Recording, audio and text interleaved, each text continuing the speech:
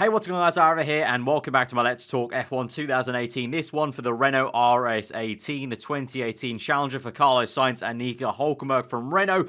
Just unveiled here. Earlier, we had the Sauber Alfa Romeo, so if you did miss that video, be sure to go check that one out as well, maybe after you've seen this one. But yeah, here we go. The new Renault, which looks awesome, just no other really word for it. It looks slick as ever. It's kind of an evolution of last year's livery almost, but I think they've done it better this time round. From the front, they've also cleverly painted enough yellow on the side pods, on the front of the side pods, that from the front it looks like a totally yellow car almost, and then from the side angle it looks like a totally kind of black with just yellow highlighting car. So kind of clever stuff there in terms of the design team's done to make it look very different in two different angles there. But ultimately, kind of like last year's livery, but, you know, it looked pretty good last year, but I don't know exactly what it is, but just the way they've tweaked a few lines here or there, the way they've incorporated some sponsors like Castrol Edge, like breaking up the yellow line, it just looks a lot better, a bit more kind of comfortable with the car, I guess. And yeah, just at the end of the day, I think a very good looking car. Do let me know what you guys think. For sure, I think the majority on Twitter was saying it was looking like a beautiful car. The CGI renders are a little bit weird. There are some angles that make the yellow look obnoxiously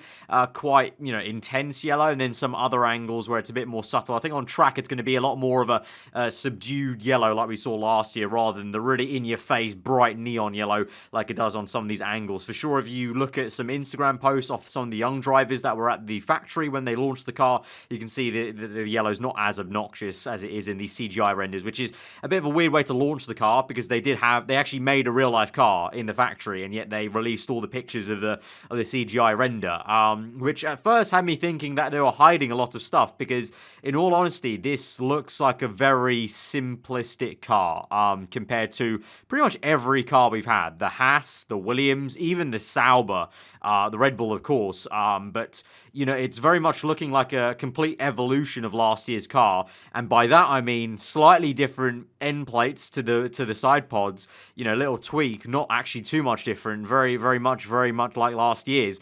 And then a halo slapped onto it. Like, I'm actually a little bit worried, to be honest. Like, obviously, when these cars launch, you have to take it with a big pinch of salt, especially like a team like Renault, factory team. They would have the resources potentially to just pull the wool over everyone's eyes in terms of coming here with the launch, you know, CGI render or built car or not, and just build it out to be a very simplistic looking car just to show off the livery, really, and then turn up to testing, try and hide as much as they can in testing, then turn up to Australia with the full honk. But that's exactly what I and a lot of us thought Red Bull were doing last year. When they launched their car, we all went there and sat there. I remember in the podcast and whatnot, we all sat there and thought, yeah, Red Bull, yeah, they're definitely hiding a lot. Like, I can't wait to see what they bring at Australia. And we turned up to Australia, and it was the same car from testing. It was the same car from launch, and it was clear they didn't actually have anything magical to put on the car. So I'm getting a bit of a sense like that here with Renault. I hope it's not the case, but you know, either way, they're going to very much then get a trial by fire, nowhere to hide comparison to McLaren. Obviously, McLaren runs Renault engines this year, and, you know, Renault were able to comfortably, pretty much most races, beat McLaren, and a lot of it was probably just due to the fact they were Renault v Honda, because aerodynamically and chassis-wise, I expect McLaren's car that launches on Friday to look a hell of a lot more intricate and a little bit more promising than this car does. But let's go through the little bits and bobs, really, just show you around what there is to show. To be honest, there isn't actually a lot to show, so I think this will be quite a quick video, but plenty of nice angles, at least, to look at what is a very good-looking car still, but albeit a little bit, let's see how this thing runs on track, though. So we're going to start off here with the front end, and this is really just pointing out maybe the potential of them hiding stuff, and a simplified CGI render. Nose very much like last year's, little evolution. It kind of kinks forward a little bit rather than last year. I think it was a bit more, there was no kind of kink left and then right down to where it actually meets the main plane. You can see the front wing, if you compare it to previous videos, even to the Sauber, which is saying a lot. If you compare it to the Sauber, the Williams, Red Bull, Haas so far, in terms of the way they've got the curvature working with these cascade elements to effectively, if you watch my Haas video, if you haven't already, I suggest you watch that in terms of getting a feel for what I'm trying to describe right now at the moment. But basically, these cascade elements are all going to work, especially the end plate as well, all going to work to try and chuck air to this zone around here, right by the front tyres, and that's going to try and create a vortex to try and encourage mixing then as we move on to the back end of the car. You have a lot of turbulent air coming off the front wheels, and the team try and place this vortex here on the side of of the front tire to then eventually try and encourage mixing of all the turbulent air coming off the front tires to just try and smooth out the flow as it goes backwards and try and create a bit of a cleaner flow as it goes to the rear end. If any of it happens to go towards the diffuser and the side pod, then the smoother they can get it, the better. So they need to try and encourage mixing via a vortex, and the stronger they can get at, the better. And they do that all by the end plate and the cascade elements you see here.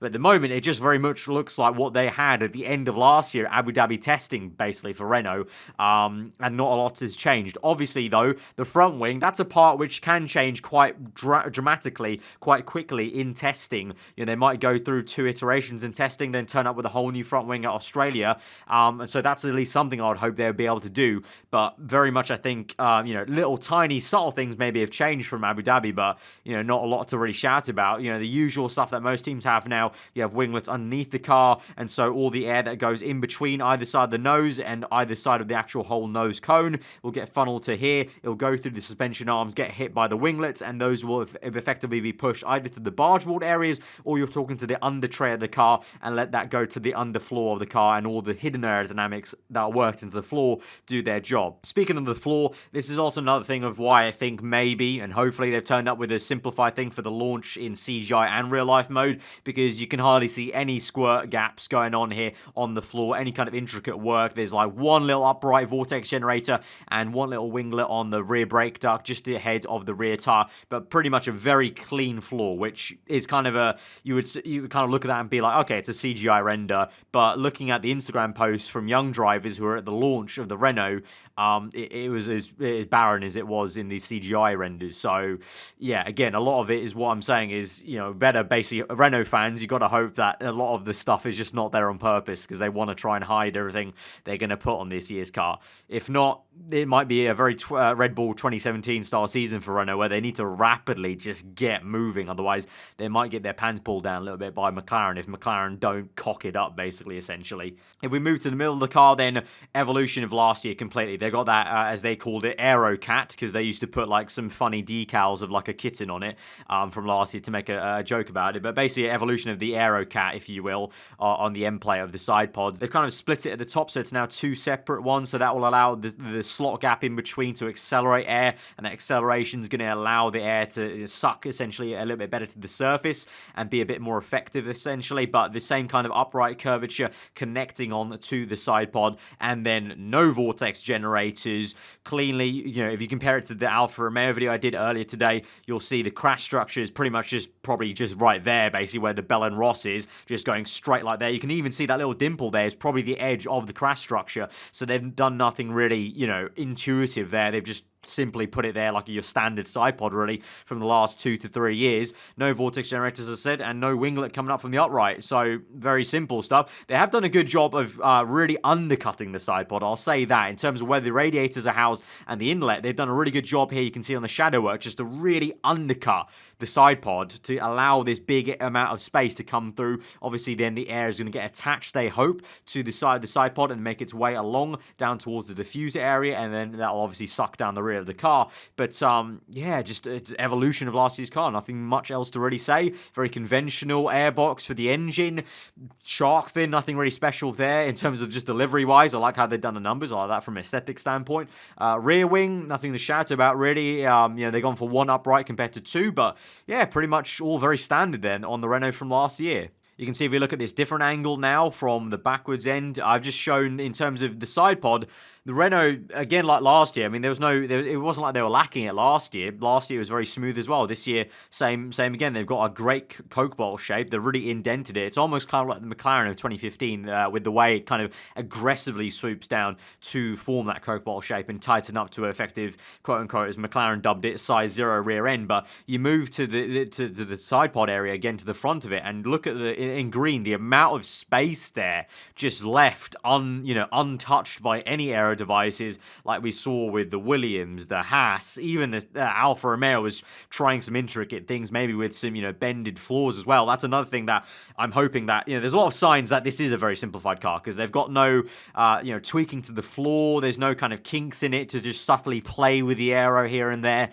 So, there's a lot of signs that it is a simplified car, but you just don't know because we said all of this about the Red Bull. Bull last year, and it just never came through. It was actually the Red Bull they launched with. From the front view here, this is what I was going on about the livery, say. So from just an aesthetic standpoint, whoever designed the car has done a really nice job in terms of the way they painted it. It looks like a predominantly yellow car from the front here, because they've painted the front of the side pods, but then obviously from the rear end, it looks like a predominantly black car with yellow accents. So really clever design work there from the Renault PR design department and whatnot. But yeah, you look to the front wing, and that's what I was saying. From the front, you get a better view as well. Just they are doing work to try. You can see the curvature trying to channel air to this vortex to form it around here, but very much just an evolution, but very much just moving from what they ended up with at Abu Dhabi testing. And also the front wing in terms of the amount of elements they've got, the flaps they've got going on, just not a lot to rave about. The amount of space they can work with, the amount of real estate. Obviously, I pointed that out in the Red Bull car,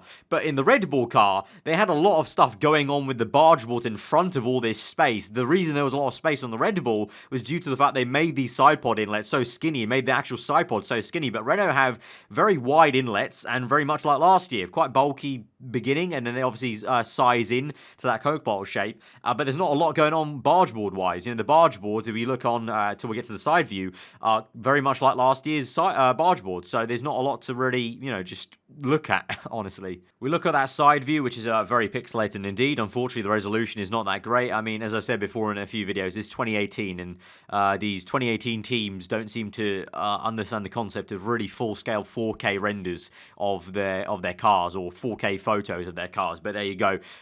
So from the blurriness, we can just about pick out the barge board shape. You can't see the serrated edges, but there are the serrated edges from last year, pretty much, that are just going up and down, up and down, up and down as it curves around. But we move to the top-down view, and you can see that Coke bottle shape, but again, just very plain floors. No squirt gaps or anything like that, no ridges, no vortex generators on the floor to really rave about or anything like that, so that kind of alludes to maybe it being more of a CGI render and simplified on purpose for the launch. You look from above, and it kind of gives a bit more of an inkling of those ridges, and also the hidden maybe features of the bargeboard area. You've got, I think about 6 little winglet slots and vortex generators behind the main plane of the barge board, so some hidden details there.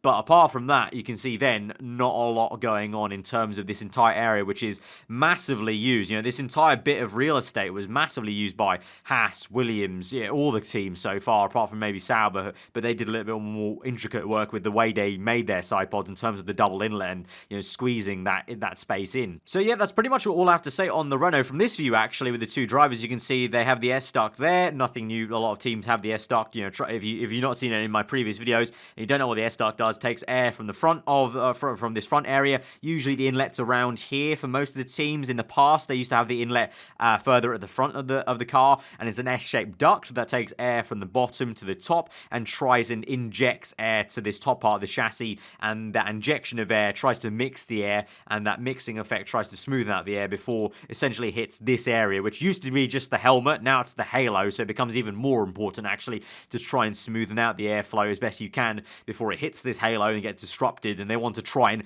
not get turbulent air into the engine bay inlet, and want to try and shoot it to the left and right and just try and dissipate it essentially. But yeah, I mean, that's pretty much all the Renault has to offer in terms of I can say more about just my enjoyment of the livery, which is it's a really nice looking car. It's a real looker. I really enjoy it. But aerodynamically, yeah, as I said, they are going to have their work cut out in terms of they have now a harsh comparison to McLaren, a team they, as I said, beat comfortably last year because of the engine difference. Now, no engine difference. It's all about chassis v chassis, aero v aero, and yeah, so let's hope they have a lot in plan for pre-season testing and also Australia, because I really warmed to Renault last year. I was never a huge backer of Renault as a whole. Like, I appreciated them as a team, but I never really was rooting for them that much. But especially halfway through last season, when they started to really pick up some momentum and Hulkenberg was getting some good top 10 places, I start to get behind them in terms of, they've got a roadmap and it looks like they're sticking to it and they're making steady progress. And they signed Sainz, who I'm fond of as a driver, and so I was really looking forward to this year. But at the moment, they might be a little bit, they might struggle at the beginning. And maybe, actually, interestingly, Hulkenberg, only just, I think like a day or two ago, was quoted to say that he still thinks Renault are going to have 3 to 5 years before they get to the forefront of Formula 1, which pretty much stated said, which pretty much, if you read into it, was near enough just colloquially just kind of, yeah, our car's crap this year. Nico might have a point. It might really take another 3 to 5 years from this stage of where they are to get to that. It certainly is going to be a big fight for 5th place, for 4th place between Force India, Williams, McLaren and Renault. It's going to be very interesting indeed. It might even be more interesting than the fight at the front with Red Bull, Ferrari, Mercedes. I mean, obviously some romantics would like to include McLaren in that top 4 fight. We're going to have to see about that. Either way though, it's going to be a very interesting fight for the top 3, 4 and then below them for the next 3 slots. But yeah, that is the Renault R.S.18 then, guys. Let me know what you thought of the livery in the comments below, and let me know your opinion. Do you think this is going to be a Red Bull fiasco from last year? Do you think they're going to rock up to Australia or preseason testing and it is going to be surprisingly this barren of a car? Or do you think Renault, unlike Red Bull, are really actually properly hiding stuff on this launch on purpose? Let me know what you think of that in the comments below, and we'll see who's correct come preseason testing, and I guess we can bring that up in the podcast. And that's another thing. If you're new around here, do get subscribed. We're going to be doing these videos for every single launch. Obviously, come Mercedes and Ferrari in 2 days' time. I think that's going to be a lot more of an exciting, intricate video in terms of what they got going on aero-wise. So do get subscribed for that. Obviously, I mentioned we do a Formula 1 podcast, so you might be interested in that. And also, if you look around the channel, obviously I do mainly F1 gaming stuff, so that might interest you if you're a Formula 1 fan. But yeah, give the video a like if you did find it informative and did enjoy it. Hope you guys enjoy the rest of your day, and I will see you guys next time.